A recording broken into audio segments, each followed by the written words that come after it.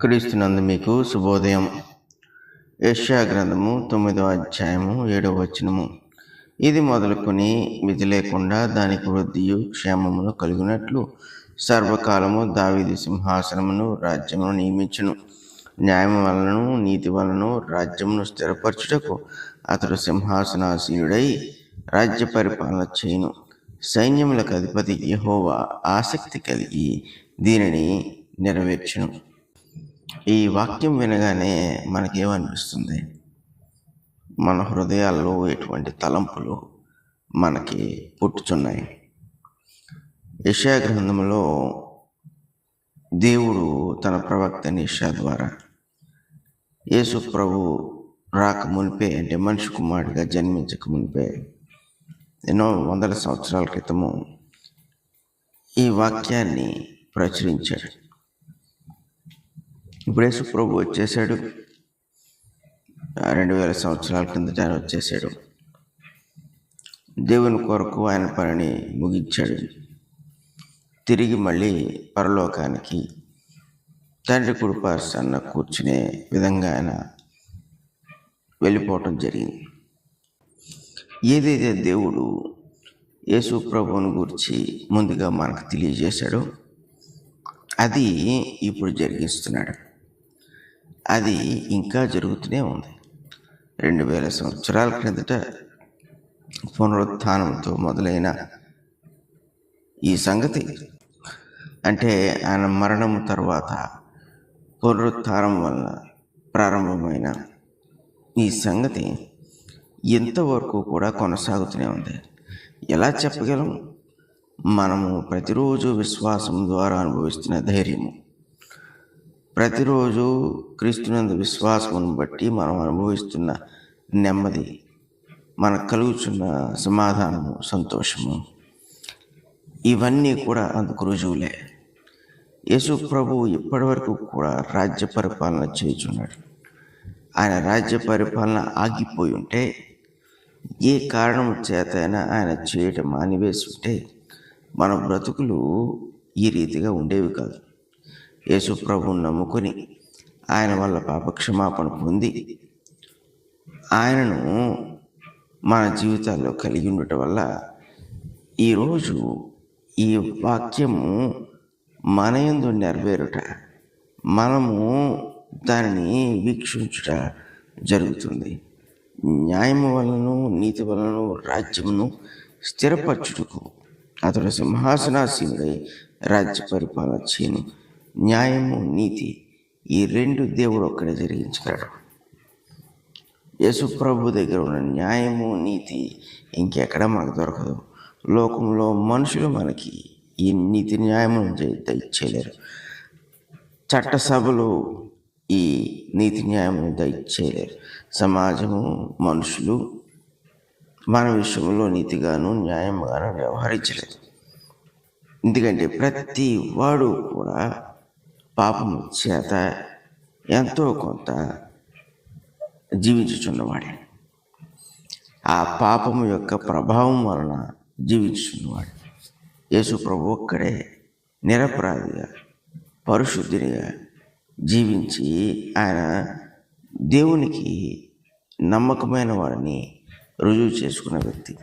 కాబట్టి మన పక్షముగా ఆయన పోరాడుచున్నవాడు. మనము ఆయన యందు ఉన్నప్పుడు, ఆయన యొక్క రాజ్యంలో ఉన్నప్పుడు న్యాయము మన పక్షాన్ని ఎప్పుడు ఉంటుంది.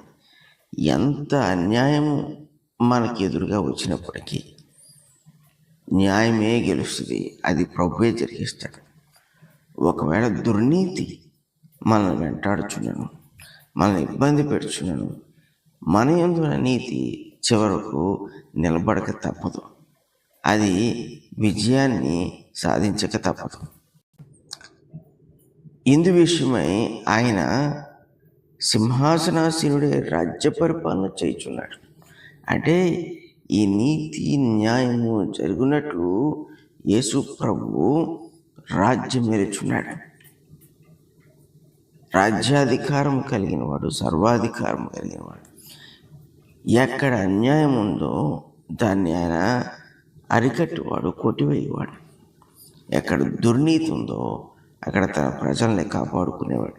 ఆయన ఈ విషయంలో నిద్రపోడు, అలాగా నిర్లక్ష్యముగాను ఉండడు. ఆయన ఎల్లప్పుడూ కూడా మెలకువగా ఉండి జాగ్రత్త కలిగి తన ప్రజల్ని కాపాడుకుంటాడు. అందుకే ఈరోజు మనం సంతోషంగా జీవించడానికి అవకాశం ఉంది. మన దగ్గర ధనం ఉండొచ్చు, లేకపోవచ్చు, లేకపోతే మనకు మంచి చదువు ఉండొచ్చు, లేకపోవచ్చు. కానీ యేసు ప్రభు వలన కలుగు నీతి న్యాయములను బట్టి మనకి సంతోషము, సమాధానము, నెమ్మది ఈ ఖచ్చితంగా కలుగుతాయి. అందుకే మనం నిశ్చింతగా బ్రతకొచ్చు. రేపటి గురించి ఆలోచన చేయని అవసరం లేనంతగా నిశ్చయముగా మనం నెమ్మది కలిగి మనం జీవించవచ్చు. ఈలాగు జరుగు వలనే సైన్యములకు అధిపతియగు యెహోవా ఆసక్తి కలిగి దీనంతటినీ కూడా నెరవేర్చాడు. అంటే యేసు ప్రభు ఇటువంటి రాజ్యాధికారిగా ఉండాలని, ఉండి నీతి న్యాయములను జరిగించాలని ఆయన ఆసక్తి కలిగి దాన్ని నెరవేర్చాడు అంటున్నాడు. అంతేకాదు వాక్యము ప్రారంభంలో అన్నట్టు చూడండి, ఇది మొదలుకొని మితి లేకుండా దానికి వృద్ధియు క్షేమమును కలుగునట్లు. ఎందుకు దేవుడు ఈ నీతి న్యాయాలను జరిగిస్తాడు అంటే మనము మితి లేకుండా వృద్ధియు క్షేమమును పొందుటకు.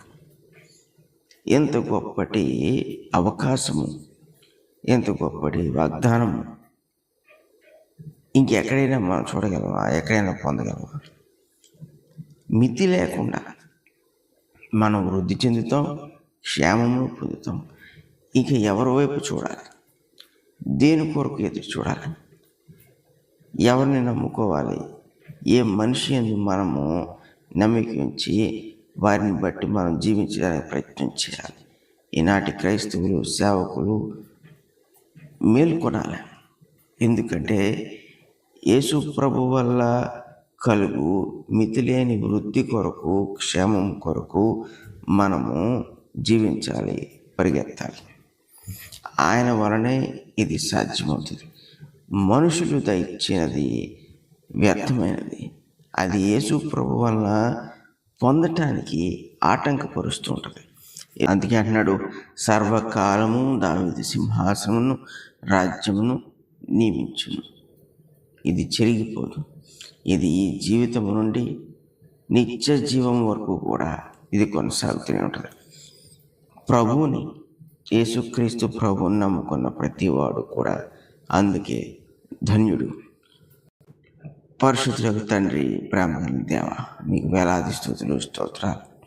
ఇంత గొప్పటి ఆశీర్వాదమునకు నేను మరి మేము యోగ్యులమగినట్లు మీరు ఆలోచన చేసి ఆసక్తి కలిగి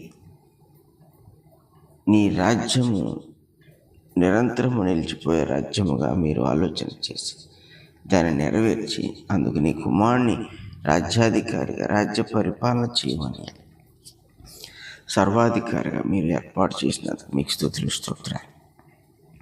ఇది కేవలము మేము వృద్ధి చెందుటకు, మేము క్షేమము పొందుటకు మీరు ఈ రీతిగా చేసినందుకు మీ కృతజ్ఞత చెల్లిస్తున్నాం.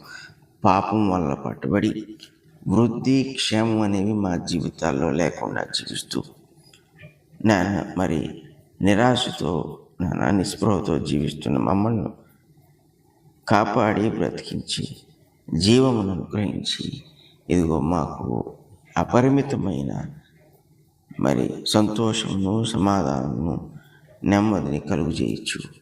మా పక్షంగా ఎల్లప్పుడూ నీ నీతి న్యాయములను ఉంచుతున్నందుకు మీకు వేలాది స్తుతులు, స్తోత్రాలు తెలియజేయచ్చు. యేసు పరిశుద్ధ నామములో అడుగుచున్నాము తండ్రి, ఆమేన్.